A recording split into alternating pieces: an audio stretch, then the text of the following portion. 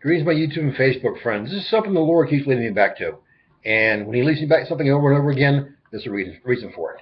This actual video is titled The Unbelievable Gullibility of the Christian Sheeple.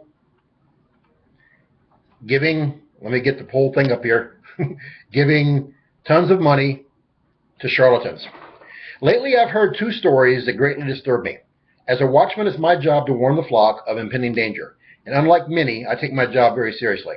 I heard sad, clueless sheeple crying the blues over tens of thousands of dollars that they had given to complete strangers or people they just met or people of that type for houses, rent, cars, bills, etc. And then they get angry when they feel they are scammed and thinking that someone who got their money really needed to buy a home, or while they played them for a fool by yet another phony Christian. And they just get angry because that so-called Christian ends up not being the Christian they thought they were and not being someone that they thought was perfect. Let me give you a little 411. I conservatively estimate that about 3% of Christians or less are actually true Christians. Let's rewind that. I conservatively estimate that less than 3% of Christians are true Christians. So most people that tell you they're Christians are frauds. Let's continue, shall we? It is so pathetic. So sad to see people with a lot of money and not much common sense. Christians need to give to the widows and orphans, to start their own homeless ministries off camera, and stop throwing money to all the endless frauds there are. It's so sad.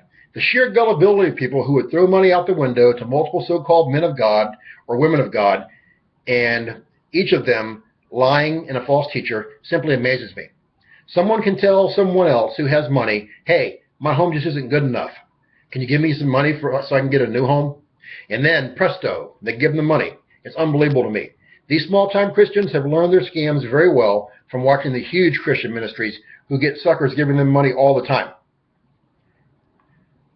What you need to understand, my true Christian friends, is that there are a few of us left anymore. The church is filled with toothless, fake Christian beggars who will throw the woe is me pity party at you faster than you can ever imagine. Unless you're living under their roof and going to every single place that they go, you have no idea how that money that you give them is being spent, or if they even needed to have it to begin with. Did you inspect their houses and see if it was livable? Did you go to their new town and follow them around for weeks to verify their stories? Of course not. That's not even practical. So you need to stop feeding Satan's pastors and assorted Christians endless money. You are actually furthering their satanic lifestyles by doing it. Understand, a Christian beggar will never stop once they find out they can get suckers to feed them, him or her. Stop it now, my friends. Get and stay in the Bible and witness and pray with every free moment that you have.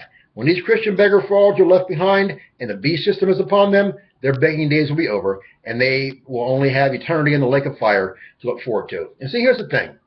First of all, I could tell you anything, and you'd send me money. I could tell you any sob story, and you'd send me money, but I won't do that because Jesus never asked for a penny, and I won't either. And sadly, most people that send money are the ones that can't afford it, but there are also people that have money that don't have much common sense, like I said, and they send it also. And most people that send money to the ministries are women. And not knocking on women, because women have tender hearts, they have kind hearts, they like to nurture, and they want to think they're actually helping out so-called pastors and evangelists and preachers and teachers and watchmen, when they're actually feeding the stray pastors, those who serve Satan, and they're just furthering Satan's kingdom by doing that.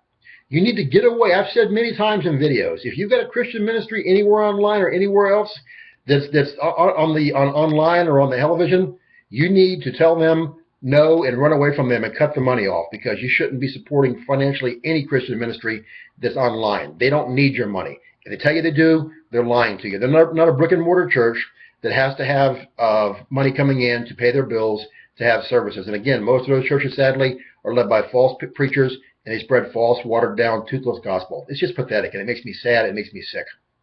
So, if you've never been saved, I've got a prayer in the box below the video title. Pray that prayer and do those 6 steps as soon as possible, because no one's guaranteed any more time in their life. And also in that box is my Trib Survival Guide video. Help you tell you how to get saved during the trib with respect to A to Z, because soon most are going to be left behind, including most Christians. True Christians, keep listening and praying. If they don't listen, it's between them and God. But look up, my friends, our different draw up nigh. We fly soon. Have a blessed day and share this video. Bye.